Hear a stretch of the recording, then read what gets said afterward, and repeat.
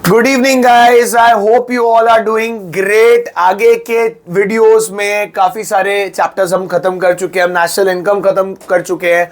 Forex का हमने पढ़ा कि फॉरेक्स पे क्या फर्क पड़ेगा। बीओपी के ट्रांजैक्शन पढ़े। अब हम बढ़ने वाले हैं अगले चैप्टर पे, जो अकेला चैप्टर मैक्रो में 6 मार्क का वेटेज कैरी करता है, गवर्नमेंट बजट। बहुत ही क्रूशियल क्वेश्चंस आते हैं इसके अंदर से। So without wasting time, let's get started with government budget. तो गवर्नमेंट बजट की अगर अपने बात करें तो सबसे पहले तो मीनिंग पढ़ेंगे गाइस। अब एक ध्यान से समझना बात को। बजट क्या होता है? एक एनुअल स्टेटमेंट है, हर साल बनाया जाता है, हर साल बजट आता है। तो पहली चीज आपको मीनिंग में दिखेगा, it is an annual statement, जिसके अंदर क्या होता है, काफी चीजें होती है, बट ब्रॉडली दो चीजों के बारे में बात होता है कि गवर्नमेंट के पास कितना पैसा आने वाला है और गवर्नमेंट की जेब से कितना पैसा जाने वाला है। जब पैसा आता है तो उसे कहते हैं रिसीट, पैसा जाता है तो उसे हम कहते हैं एक्सपेंडिचर। सो यहां पे आप देखो क्या दिया हुआ है, annual statement that shows item wise estimates of receipts and expenditures of the government during a given fiscal year। जैसे अगर एक सिंपल सा लॉजिक, इस साल बजट आई है 2025-2026 की। तो अब क्या होगा, गवर्नमेंट ने इस बार के बजट में बता दिया है कि इस साल के अंदर हमारे इतने खर्चे होने वाले हैं और इतना एस्टिमेटेड पैसा मिलने वाला है। देखो साल का स्टार्टिंग है तो एग्जैक्ट फिगर नहीं होता है, एस्टिमेट्स होता है। Very clear guys. So budget का मीनिंग बहुत सिंपल है, it is an annual statement that shows item wise estimates of receipts and expenditures of the government during a given fiscal year. ये budget finance ministry की guidance में बनती है और parliament में तभी प्रेजेंट होगी जब प्रेसिडेंट एक डेट अलॉट करता है। अगर कोई डेट अलॉट नहीं करता तो 1 फरवरी को ये प्रेजेंट हो जाती है। जब तक पार्लियामेंट अप्रूव नहीं करेगा तब तक ये बजट इंप्लीमेंट नहीं हो सकती है। वैसे तो बजट मल्टीपल लेवल्स पे बनती है, लेकिन हम इस चैप्टर में सिर्फ फोकस यूनियन बजट पे रखने वाले हैं। ऑलराइट गाइस, सो बजट का मीनिंग क्लियर होने के साथ साथ अब हम बात करेंगे कि बजट के ऑब्जेक्टिव्स की। ऑब्जेक्टिव्स मतलब हमें बजट क्यों बनानी पड़ती है, why do we have to make government budget. Now there are multiple reasons. यहाँ पे टोटल मैं आपको 7 पॉइंट कवर करवाऊंगा इसके। Okay, reallocation of resource, reducing income inequalities, reducing regional disparities, management of public sector enterprise, economic stability, economic growth और employment generation. एक एक करके 7 पॉइंट पढ़ते हैं। सबसे पहला पॉइंट आपको दिख रहा है यहाँ पे क्या है, रीएलोकेशन ऑफ रिसोर्स। अब देखो, गवर्नमेंट को अपने रिसोर्सेज को रीएलोकेट करना है। गवर्नमेंट जो है बजट बनाती है 2 ऑब्जेक्टिव से, प्रॉफिट मैक्सिमाइजेशन, सोशल वेलफेयर। उनका मेन एजेंडा सोशल वेलफेयर है। सो गवर्नमेंट पता है यहाँ पे क्या करती है, गवर्नमेंट एक चीज सिंपल रखती है।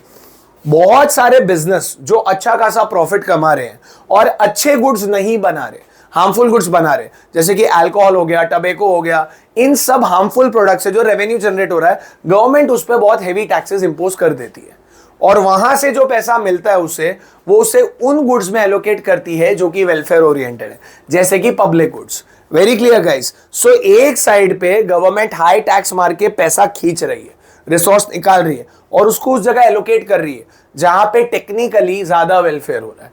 सो इसके अंदर आपको दिखेगा कि government imposes heavy taxes on tobacco, alcohol and directly utilizes that money in producing those goods that create welfare in the economy, जैसे कि public goods, पार्क्स बनाना, वॉकवेज बनाना, ये सब चीजें करती है गवर्नमेंट। गवर्नमेंट यहाँ पे जो भी प्रोड्यूसर इकोनॉमी का भला कर रहा है उसे सब्सिडी भी देती है। It also provides subsidies and concessions to the producer who are actually participating for the welfare of the economy. So पहला पॉइंट यहाँ पे होता है हमारा रीएलोकेशन ऑफ रिसोर्स। दूसरा पॉइंट आपको दिखेगा रिड्यूसिंग इनकम इनइक्वालिटी। इंडिया एक ऐसी कंट्री है जहां पे अमीर अमीर होता जा रहा है और गरीब गरीब होता जा रहा है, सबको पता है बात। सो गवर्नमेंट सोचती है कि क्यों ना इस इनइक्वालिटी को कम किया जाए। यहां पे गवर्नमेंट क्या करती है, रिच से बहुत ज्यादा टैक्सेस चार्ज करेगी और वही पैसे को पुअर पे स्पेंड करेगी। गवर्नमेंट क्या करेगी, लग्जरी गुड्स हो गया, रिच की जेब तोड़ेगी कैसे भी, बाय चार्जिंग हेवी टैक्सेस, और उस पैसे को यूटिलाइज करेगी for improving the lifestyle and standard of living of the poor people. तो एक साइड से पैसा खींचा जा रहा है और दूसरी साइड पे स्पेंडिंग बढ़ाई जा रही है। इस तरीके से गवर्नमेंट इनकम इनइक्वालिटीज को कम कर रही है। Very clear guys. तीसरा पॉइंट आपको दिखेगा reducing regional disparity. Regional disparity का मतलब होता है रीजनल डिफरेंसेस। देखो सबको पता है चीजें कि अर्बन एरियाज डेवलप्ड है, रूरल डेवलप नहीं है, सिटीज के आउटस्कर्ट्स में ज्यादा काम नहीं होता है। तो गवर्नमेंट यहाँ पे क्या करती है, काम बढ़ाने के लिए प्रोड्यूसर्स को इंसेंटिव्स देती है कि कोई भी प्रोड्यूसर आउटस्कर्ट्स में या आउटर एरियाज में जाके प्रोडक्शन चालू करेगा तो उसे गवर्नमेंट टैक्स कंसेशन देगी, गवर्नमेंट उसे सब्सिडी देगी, सस्ते में इलेक्ट्रिसिटी देगी। इसको अपने स्पेशल इकोनॉमिक जोन कहते हैं। सो टेक्निकली ये सारे ऑफर सुन के प्रोड्यूसर्स अट्रैक्ट हो जाएंगे और वो अपने प्रोडक्शन यूनिट्स सिटी के बाहर आउटर में खोलना प्रेफरेबल समझेंगे। इससे वो जगहें डेवलप हो जाएंगी गाइस। इसे अपने कहते हैं balance regional growth. Okay, so government provides tax concession and the subsidies to the producers operating in the backward regions. This will ensure reducing regional disparities. अगला पॉइंट आपको दिख रहा है, दिखेगा इकोनॉमिक ग्रोथ। ग्रोथ करने के लिए क्या चाहिए? ग्रोथ यानी जीडीपी। अब जीडीपी बढ़ाने के लिए गवर्नमेंट क्या करती है? सिंपल सा लॉजिक है, गवर्नमेंट इन्वेस्टमेंट्स बढ़ा देती है गाइस। गवर्नमेंट लोगों को प्रमोट करती है कि अपने सेविंग्स को इन्वेस्ट करें। हर साल बजट में अलग अलग स्कीम्स लाती है जिसके फायदे देख के लोग पैसा इन्वेस्ट करें, क्योंकि इन्वेस्टमेंट बढ़ेगा तभी तो इनकम बढ़ेगा। आपने इन्वेस्टमेंट मल्टीप्लायर में पढ़ा होगा एग्रीगेट डिमांड में कि more the investments more will be the income. इसके अलावा गवर्नमेंट ग्रोथ करने के लिए टेक्निकली इंफ्रास्ट्रक्चर को भी डेवलप करती है, क्योंकि इंफ्रास्ट्रक्चर में पैसा डालना टेक्निकली बिजनेस को अपलिफ्ट करना होता है। सो यहां पे आप दो चीजें लिखेंगे कि गवर्नमेंट इन्वेस्टमेंट्स प्रमोट करती है एंड अच्छा खासा स्पेंडिंग इंफ्रास्ट्रक्चर पे करती है। Very clear guys, let's move ahead to the next 3 objectives. अगला पॉइंट आपको दिखेगा इकोनॉमिक स्टेबिलिटी। अब स्टेबिलिटी मतलब इन्फ्लेशन और डिफ्लेशन को बैलेंस आउट करना। सो यहां पे गवर्नमेंट अपने 2 टूल्स यूज करती है, टैक्सेस और एक्सपेंडिचर। इन्फ्लेशन कम करने के लिए गवर्नमेंट टैक्सेस बढ़ा देती है और अपने खर्चे कम कर देती है, और डिफ्लेशन को हटाने के लिए गवर्नमेंट टैक्सेस कम कर देगी और अपने खर्चे बढ़ा देगी। देखो गाइस, ये 2 इनस्टेबल सिचुएशंस है। सो गवर्नमेंट यहां पे अपनी फिस्कल पॉलिसी, अपने फिस्कल टूल्स को यूज करती है इन 2 सिचुएशंस को स्टेबलाइज करने के लिए। इससे इकोनॉमिक स्टेबिलिटी इंश्योर हो जाता है। अगला पॉइंट आपको दिख रहा है यहां पे एम्प्लॉयमेंट जनरेशन। ये तो सबसे बड़ा ऑब्जेक्टिव है गवर्नमेंट का कि एम्प्लॉयमेंट जनरेट करना है बजट के थ्रू। तो गवर्नमेंट क्या करेगी? 2 चीजें करेगी। नंबर 1, वापस वो इंफ्रास्ट्रक्चर पे स्पेंड करेगी, फ्लाईओवर, मेट्रो स्टेशन, ये सब बनाने। क्योंकि देखो, इंफ्रा बनाने में और मेंटेन करने में दोनों में मैन पावर लगेगा। मेट्रो बनाया तो मैन पावर चाहिए, मेट्रो को चलाने के लिए भी तो मैन पावर चाहिए, इससे एम्प्लॉयमेंट जनरेट होगा। इसके अलावा गवर्नमेंट अलग अलग स्कीम्स चलाती है, जैसे Mahatma Gandhi national rural employment guarantee act, Pradhan Mantri Rozgar योजना।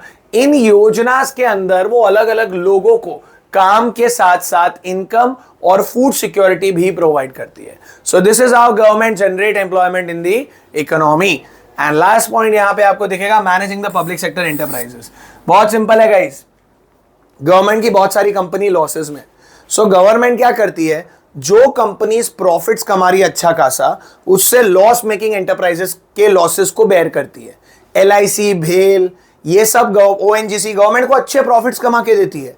तो गवर्नमेंट क्या करती है, वहां से प्रॉफिट्स लेती है और जो 70% कंपनीज लॉसेस में है उनके लॉसेस को बेयर करती है। इस तरीके से गवर्नमेंट अपनी 100% कंपनीज को मैनेज कर पाती है। This is called management of public sector enterprises. Very clear guys, budget में हर साल इसके ऊपर कुछ पैसा एलोकेट किया जाता है in the terms of planned in expenditures कि इतने खर्चे हमारे होने वाले। ओके, सो यहां पे हमारे 7 ऑब्जेक्टिव्स गवर्नमेंट बजट के खत्म होते हैं। मुझे लगता है एक क्वेश्चन बोर्ड में हमेशा इसमें से ही आता है। एक क्वेश्चन वो ऑब्जेक्टिव से पूछेंगे, वो डायरेक्ट है इनडायरेक्ट है कैसे भी हो सकता है, but I am very much positive about this topic कि ये टॉपिक को आपको डिटेल में पढ़ना चाहिए। जितने एग्जाम्पल्स हो सके इसके रीड करो। चलिए आगे बढ़ते हैं बजट में। बजट के 2 पार्ट्स हैं हमें जो कवर करने हैं आज, रेवेन्यू बजट और कैपिटल बजट। ओके, सो शुरुआत हम करेंगे रेवेन्यू बजट से आज। तो रेवेन्यू बजट एग्जैक्टली होता क्या है बता देता हूं। रेवेन्यू बजट मतलब गवर्नमेंट के रेवेन्यू रिसीट्स और रेवेन्यू एक्सपेंडिचर्स। ओके, सो मैं आज आपको पहले कहानी रिसीट्स की बताऊंगा। रिसीट्स का मतलब क्या होता है, पैसा आ रहा है, और एक्सपेंस का मतलब पैसा जा रहा है। सो हम बात कर रहे हैं किसकी गाइस, बजटरी रिसीट्स की।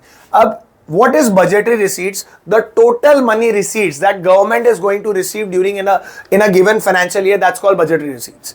एक साल के अंदर गवर्नमेंट कितना पैसा रिसीव करने वाली है, अगर उसका मैं एक एस्टिमेशन बताऊं तो उसे अपने बजटरी रिसीट्स कहते हैं।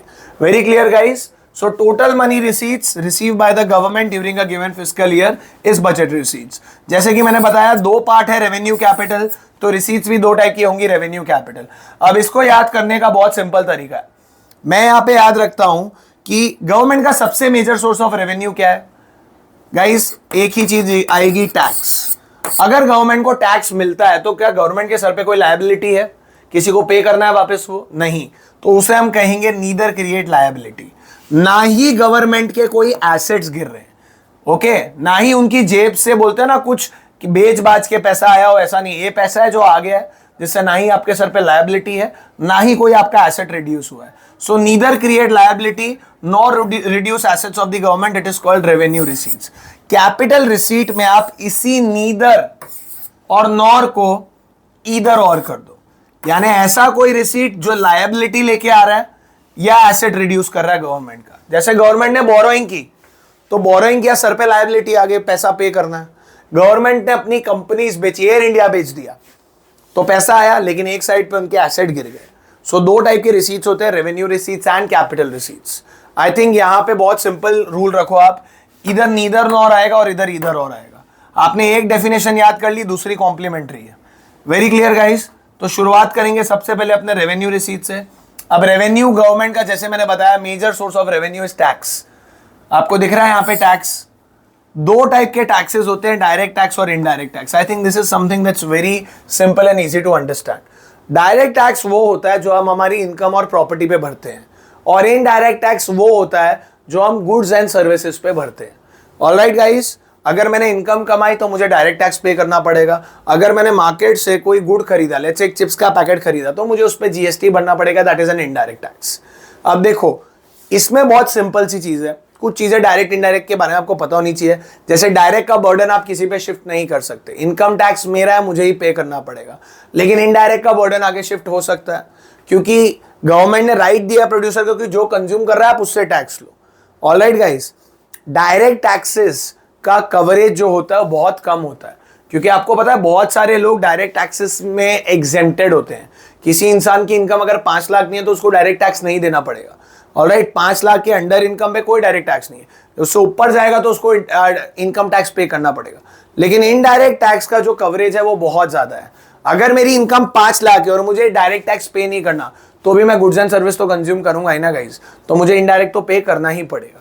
डायरेक्ट के मल्टीपल एग्जाम्पल्स होते हैं, जैसे कि मैंने इनकम टैक्स बोला, कॉर्पोरेट टैक्स बोला, इनडायरेक्ट के जीएसटी होता है। इन दोनों के नेचर के बारे में बहुत अच्छे से पढ़िएगा। इसका जो नेचर होता है ना गाइस, वो प्रोग्रेसिव होता है।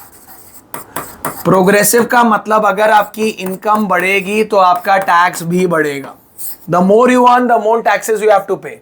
और इसका जो नेचर होता है वो होता है प्रोपोर्शनल, मतलब ये आपकी इनकम पे डिपेंड नहीं करता, it is going to be same. अब आपने कॉफी खरीदी और मुकेश अंबानी ने खरीदी, दोनों पे सेम टैक्स लगेगा। Proportional, that is same for all. Very clear guys. So पहला part I think tax receipt सबको समझ में आ गया होगा, रेवेन्यू रिसीट्स का। अब दूसरा पार्ट जो आपको दिख रहा है यहाँ पे वो है नॉन टैक्स। नॉन टैक्स नाम में ही आपको दिख रहा है, नॉन टैक्स का मतलब क्या? वो रेवेन्यू जो टैक्स के अलावा गवर्नमेंट कमा रही है। अब टैक्स के अलावा ये देखो, यहाँ पे आपको दिखेगा कितनी चीजें गवर्नमेंट कमाती है टैक्स के अलावा।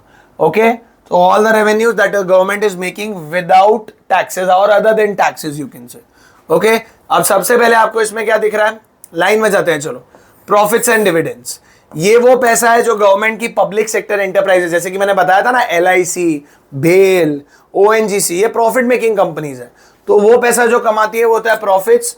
और डिविडेंड्स गवर्नमेंट को मिलते हैं by investing in companies. Government बहुत कंपनीज में पैसा इन्वेस्ट करती है, तो इन्वेस्ट करते हो आप, शेयर होल्डर हो, शेयर होल्डर को प्रॉफिट के बाद मिलता है डिविडेंड। ये पहली कमाई है। दूसरी आपको दिख रही होगी यहाँ पे इंटरेस्ट। इंटरेस्ट वो पैसा है जो गवर्नमेंट को मिलता है by providing loan.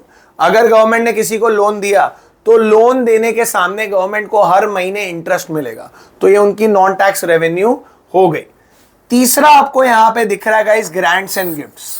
Grants usually दी जाती है, कोई नेचुरल कैलामिटी हुई हो आपकी कंट्री के अंदर, तो बहुत सारे बाहर की कंट्री की गवर्नमेंट्स आपकी गवर्नमेंट को ग्रांट दे देंगे कि लो भाई पैसा लो, कोई अर्थक्वेक या फ्लड से डैमेज आया उसे फिक्स करो। गिफ्ट्स इज नथिंग बट जो पैसा अच्छे रिलेशन मेंटेन करने के लिए दिया जाता है, तो ये इंटरनली गवर्नमेंट जो है पर्टिकुलरली एक्सेप्ट भी करती है और बाहर की गवर्नमेंट को देती भी। उसके बाद आता है यहाँ पे, अगर अपने देखे, फीस आता है। फीस वो पैसा है जो गवर्नमेंट बहुत सारी सर्विसेज प्रोवाइड करने के लिए चार्ज करती है। जैसे अगर आप आरटीओ में जाएंगे, लाइसेंस के लिए जाएंगे, अल्कोहल लाइसेंस के लिए जाएंगे, वहां फी पे करना पड़ेगा। आप government university, government colleges, court में जाएंगे तो वहां फीस देना पड़ेगा। तो fees is the kind of money that they charge for granting you permission और providing you some sort of service. Alright, उसके बाद आपको दिखेगा यहाँ पे फाइन्स एंड पेनल्टीज। ये वो पैसा है जहां पे हमारा योगदान हो रहा है। ओके, आपको पुलिस वाले ने पकड़ लिया, रेड लाइट तोड़ी है, हेलमेट नहीं पहना है, चालान फाड़ रहे हैं आपका, तो वो एक फाइन है। सो it's a kind of money that the government is charging from the rule breakers और द लॉ ब्रेकर्स। तो ये भी गवर्नमेंट की एक अच्छी कमाई है। फोर फीचर भी एक काइंड ऑफ पेनल्टी है गाइस, जो कोर्ट चार्ज करती है। अगर आपने कोर्ट का कोई ऑर्डर ओबे नहीं किया या आपने कोई एग्रीमेंट तोड़ा है तो उसके ऊपर आपको एक पेनल्टी पे करनी पड़ेगी, जो कि होती है हमारी फोर फीचर्स। एस्चीट्स एक ऐसा पैसा है जो गवर्नमेंट प्रॉपर्टी के थ्रू कमाती है। अगर एक इंसान मर जाए और उसकी प्रॉपर्टी है तो वो अपनी प्रॉपर्टी या तो अपने लीगल हेयर को दे सकता है या विल बना सकता है। तो ऐसा कोई इंसान जिसने ना विल बनाई है ना उसका कोई लीगल हेयर यानी कोई वारिस नहीं है, वो प्रॉपर्टी डायरेक्टली गवर्नमेंट के पास चली जाती है अंडर एस्चीट्स। ओके, और लास्ट आता है स्पेशल असेसमेंट। अब ये नाम में ही स्पेशल है, तो ऐसा पेमेंट है जो गवर्नमेंट को मिलता है उस लैंड ओनर से जिसका फायदा गवर्नमेंट की किसी एक्टिविटी से हो गया है। जैसे गवर्नमेंट ने लेट से कि कोई एयरपोर्ट बनाया और आसपास की जमीनों के भाव बढ़ गए, तो गवर्नमेंट ज्यादातर क्या करती है ऐसी सिचुएशन में, जो बहुत बड़े लैंड डेवलपर्स होते हैं, बिल्डर्स होते हैं, उनसे एक टेक्निकल फी लेगी एयरपोर्ट बनाने के लिए, क्योंकि एयरपोर्ट बनाने से उनको काफी फायदा हुआ है। सो payment done by the owners of the land whose value has been appreciated due to a developmental activity done by the government. Very clear guys? So ये सारे हुए गवर्नमेंट के नॉन टैक्स रेवेन्यू। ये क्वेश्चन 1 मार्क में आ सकता है या match the following में आ सकता है। सो थोड़ा इसको उस कंटेक्स्ट में पढ़ लेना। Alright guys, let's proceed to the next thing that is capital receipts. बताया था जैसे कि या तो लायबिलिटी क्रिएट करेंगे या एसेट कम करेंगे। अब ध्यान से देखो, सबसे पहले क्या लिखा है गाइस, बोरोइंग। अब बोरोइंग वो पैसा है टेक्निकली जो गवर्नमेंट इंटरनली या बाहर से ले रही है। अगर गवर्नमेंट ने पैसा किसी से भी बोरो किया, उधार किया, देना तो पड़ेगा। So technically it is a money that the government has to pay. Reason behind this is very clear because it creates liability on them. So it's a receipt as of now, क्योंकि पैसा आ रहा है लेकिन पैसा sir पे liability ला रहा है। So money taken on loan by the government, it's a capital receipt because it creates liability on the government. Okay? दूसरा आपको मैं बता देता हूं example, recovery of loan. Government बहुत सारे लोगों को लोन भी देती है। अब लोन देती है तो वो इंटरेस्ट चार्ज कर रही है। अगर मैंने किसी को लोन दिया है तो मैंने एक एसेट बिल्ड कर लिया, क्योंकि हर महीने मुझे इंटरेस्ट की इनकम मिलेगी। नाउ अंडरस्टैंड द फैक्ट, अगर मैंने वो लोन्स रिकवर कर लिए यानी वापस मांग लिए कि मेरा पैसा मुझे दे दो, तो पैसा तो आ गया, रिसीट हो गया, लेकिन अब मुझे इंटरेस्ट की इनकम नहीं मिलेगी, मेरे एसेट्स गिर गए। Very clear? So whenever government recover these loans, they are getting their money back, it's a receipt, but they are reducing their own assets. Okay? Disinvestment, ये वो पैसा है जो गवर्नमेंट टेक्निकली यू कैन से government की कोई company है उसका एक पार्ट या पूरा अगर गवर्नमेंट बेच दे तो उसे हम डिसइन्वेस्टमेंट कहते हैं। It's like selling a part of or whole of the shares of public sector enterprise to the private sector.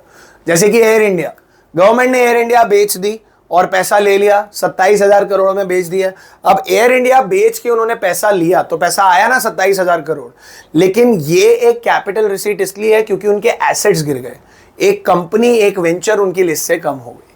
Very clear guys? And last point आता है स्मॉल सेविंग्स। अब ये वो पैसा है टेक्निकली जहां पे गवर्नमेंट क्या कर रही है, गवर्नमेंट अगर सिंपल वर्ड्स में मैं आपको बताऊं तो पोस्ट ऑफिस सेविंग बैंक चलाती है। बहुत सारी पब्लिक अपना पैसा पोस्ट ऑफिस सेविंग बैंक में भी डालती है। ओके, वहां से जो पैसा गवर्नमेंट के पास जा रहा है उनके पास रिसीट है ये। ओके, जैसे मैंने पोस्ट ऑफिस सेविंग बैंक में 10,000 डाला। Who runs post office saving bank? Government. Now it is a receipt for the government, but they are liable to pay this money back to me with interest. Okay, so post office saving is particularly a capital receipt since it creates liability on the government. Okay, so यहाँ पे 4 points हो गए, borrowing, recovery of loans, small savings and disinvestment. Alright guys, ये हुआ हमारा capital receipt.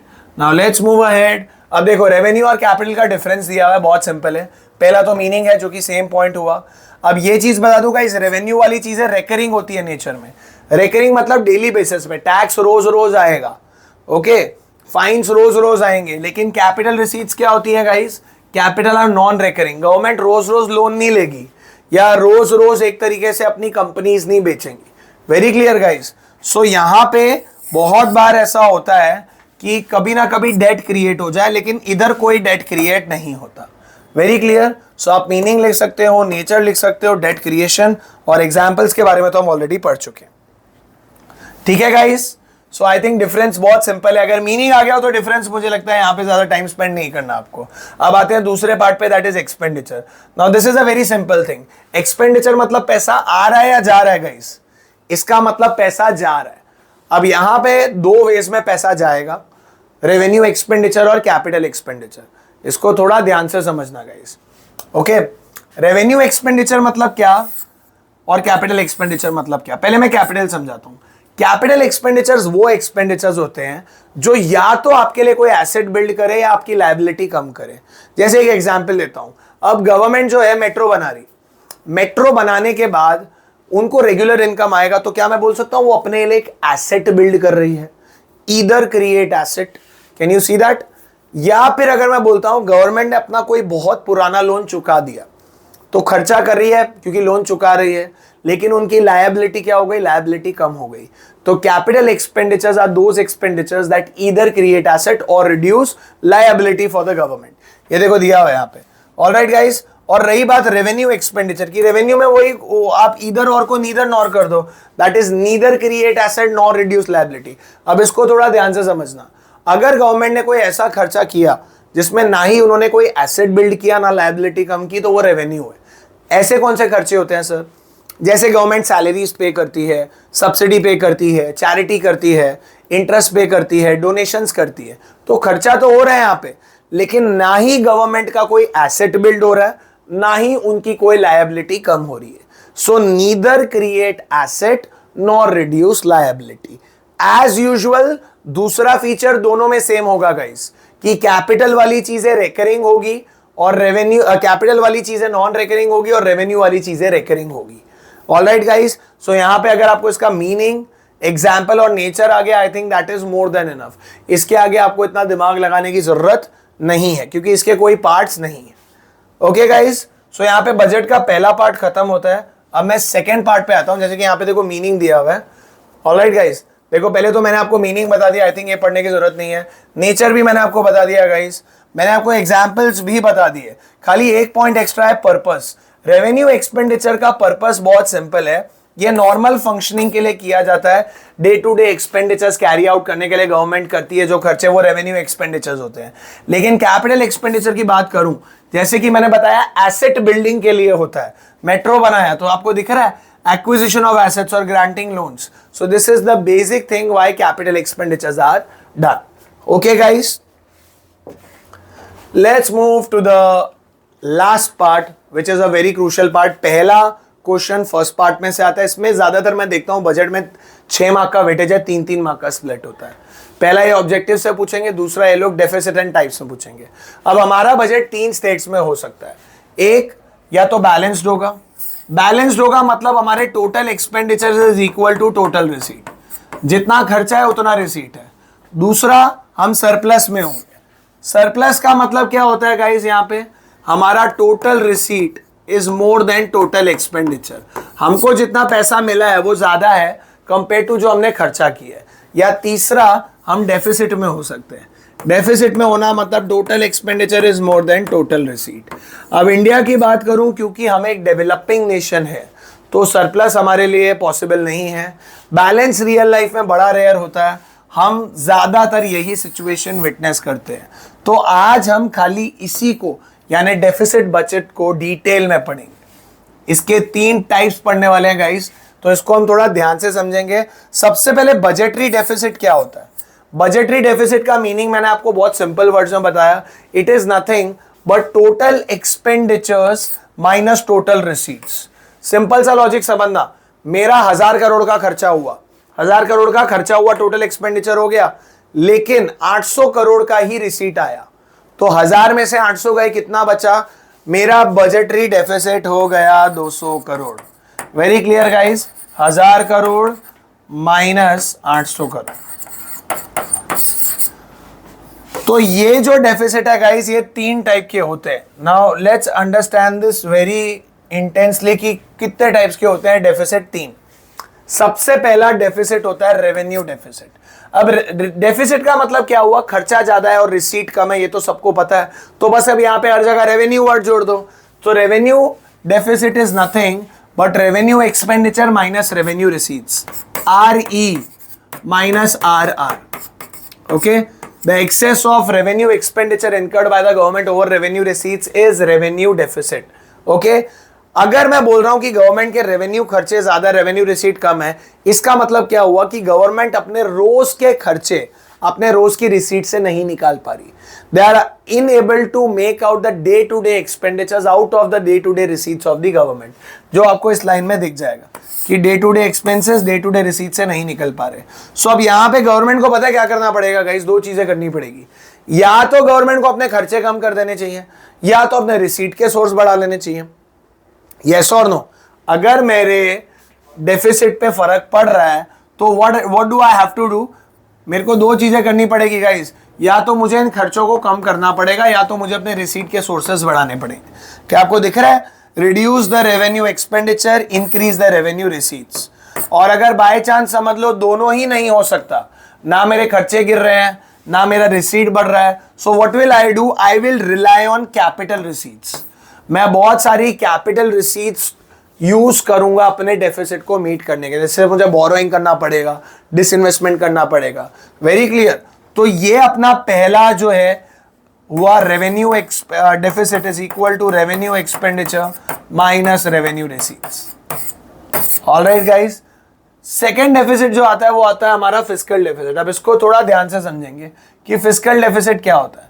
अब fiscal deficit की अगर मैं बात करूं गाइस, तो आपको यहां पे क्लियरली दिखेगा कि fiscal deficit is nothing but total expenditure minus total receipts or total revenue excluding borrowing. Borrowing को हटा के जो मेरा पैसा डेफिसिट में है, सिंपल सा लॉजिक, मेरे टोटल खर्चे और मेरे टोटल रिसीट। अब ध्यान से सुनना, इसमें से मैंने बोरोइंग हटा दी गाइस, टोटल रिसीट में से मैंने, क्योंकि बोरोइंग मेरा पैसा नहीं है, किसी और का पैसा है। मैं सिर्फ ये देख रहा हूं कि मेरी रिसीट्स कितनी है, उसके बाद जो नंबर मेरे पास आता है वो आता है fiscal deficit. So look at the meaning guys, it refers to excess of total expenditures over total receipts excluding borrowings of the government. Very clear guys? So total expenditure को टोटल रिसीट से अगर मैं हटा दूं, okay, जैसे अगर मैं बोलता हूं, यहां पे बहुत लॉजिकली सुनना, 1000 करोड़ का मेरा टोटल एक्सपेंडिचर है, 700 करोड़ का मेरा टोटल रिसीट है, तो मेरी पर्टिकुलरली फिस्कल डेफिसिट की वैल्यू हो गई 300 करोड़। अब ये 300 करोड़ को मैं कैसे मीट करूं? ये 300 करोड़ को मीट करने का एक ही सोर्स है। नंबर 1, या तो मुझे पैसा उधार लेना पड़ेगा क्योंकि मेरी सारी रिसीट्स जा चुकी है। माई टोटल रिसीट्स यानी कि revenue capital all have gone. Okay, so इधर I have to borrow money. अब बोरोइंग कहीं से भी करूं, कंट्री के अंदर और कंट्री के बाहर। या दूसरा तरीका यहां पे क्या होता है कि मुझे डेफिसिट फाइनेंसिंग करनी पड़ेगी, मतलब मुझे आरबीआई से पैसा लेना पड़ेगा। गवर्नमेंट आरबीआई के पास जाएगी, बोलेगी भाई नए नोट छाप के दो, हमें पैसा दो, हमें हमारे डेफिसिट को मीट करना है। सो 2 सोर्सेस है फिस्कल डेफिसिट को मीट करने के, बोरोइंग और डेफिसिट फाइनेंसिंग। सी, ज्यादातर गवर्नमेंट की प्रेफरेंस हमेशा बोरोइंग पे होगी क्योंकि बोरोइंग से मनी सप्लाई नहीं बढ़ता, लेकिन डेफिसिट फाइनेंसिंग में नए नोट छपेंगे। तो अगर नए नोट छपे मार्केट में तो मनी सप्लाई बढ़ जाएगा and that may lead to inflation. Alright guys, so I hope you have understood the difference between total expenditure and total receipts excluding borrowings is nothing but fiscal deficit. अब technically deficit financing भी kind of borrowing हो गई, तो fiscal deficit का जो दूसरा नाम है वो बोरोइंग्स ही है। ये आपको आपकी कंट्री की बोरोइंग रिक्वायरमेंट बता देता है। मतलब अब ये 300 करोड़ मुझे मीट करने, तो इसका कोई सोर्स नहीं है, मुझे पैसा बोरो करना पड़ेगा। Are we clear with this thing guys? Meaning समझ में आया, इसका फॉर्मूला समझ में आया guys, and how to overcome it? I think that these are the 3 things that you should be focusing on.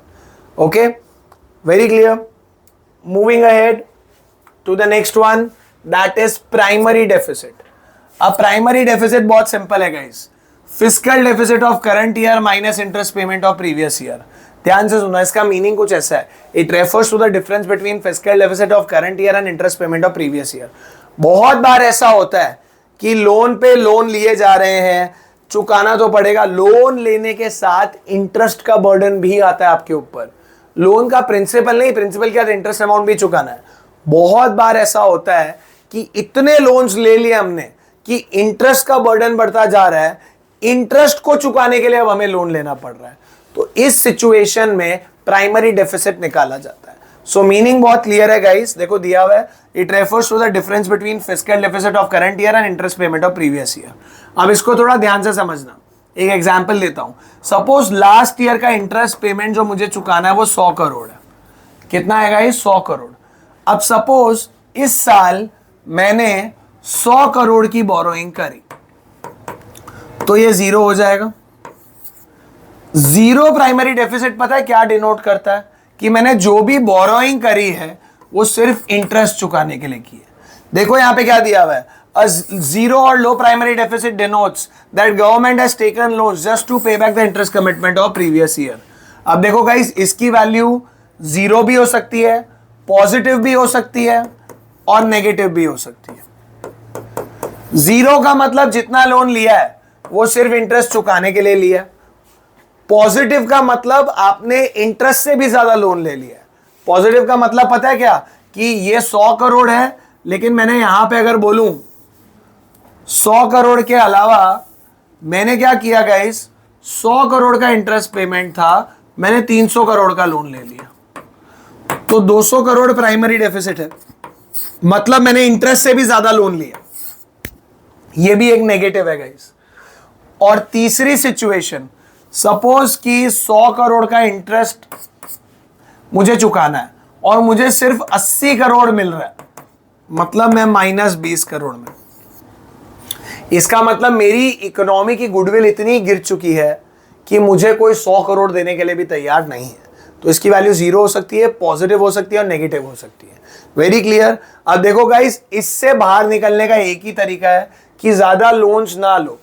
जितने लोन्स दिए हैं रेवेन्यू जनरेट करके टाइम पे उसे क्लोज कर दो. क्योंकि अगर आप एक लोन पे करने के लिए दूसरा लोन लोगे, फिर दूसरा लोन पे करने के लिए तीसरा लोन लोगे, तो आप एक चक्रव्यूह में फंस जाओगे. Very clear. आपको एकदम वो अभिमन्यु वाली फीलिंग आई थी. अभिमन्यु जानते हो ना महाभारत में, उसको चक्रव्यूह में घुसना तो आता है लेकिन चक्रव्यूह से निकलना नहीं आता है. तो यहाँ पे आपकी गवर्नमेंट को अभिमन्यु नहीं बनना है, अर्जुन बनना है. ठीक है. उनको समझदारी से पुराने लोन्स और इंटरेस्ट को टाइमली पे करते जाना रेवेन्यू देके. Only then and then you can get rid of this. वरना ये प्रॉब्लम आफ्टर अ पॉइंट आपकी इकोनॉमी को किल कर देगा.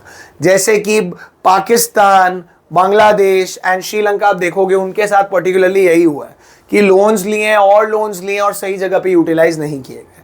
ऑलराइट गाइस, सो यहाँ पे 3 टाइप के डेफिसिट, इन तीनों के मीनिंग्स, इन तीनों के फॉर्मूलाज और कैसे इनको ओवरकम किया जाए, ये 3 एज पर सीबीएसई आपको आने चाहिए.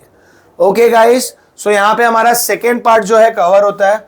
नाउ टेक्निकली ये सारे फॉर्मूलाज देख रहे हो जो मैंने आपको बोर्ड पे लिखे हुए हैं, आपको यहाँ पे दिखेंगे प्रिंट पे, कि total receipt is nothing but revenue receipt and capital receipt. Total revenue earned by the government, tax and non tax is capital. हाँ, ये सब हमने अभी कवर किए हैं guys. Revenue receipt, tax and non tax revenue, direct and indirect tax. I think ये सारी चीजें आपके जो सामने है ये सब सम्स में यूज होगी. ऑलराइट गाइस, सो 3 टाइप के डेफिसिट आपको अच्छे से आने चाहिए, फॉर्मूलाज आपको अच्छे से आने चाहिए, एंड आई थिंक आपकी गवर्नमेंट बजट की प्रॉब्लम बहुत अच्छे से सॉल्व हो जाएगी. फोकस इसमें यही करना कि आगे के पार्ट के क्वेश्चंस प्रैक्टिस करो और पीछे की थियरी और सम्स प्रैक्टिस करो, क्योंकि सम्स भी आने के अच्छे खासे चांस है. ओके गाइस, सो यहाँ पे हमारा गवर्नमेंट बजट चैप्टर खत्म होता है. That is all for the day. I will see you again in the next video. Tata, take care, bye bye.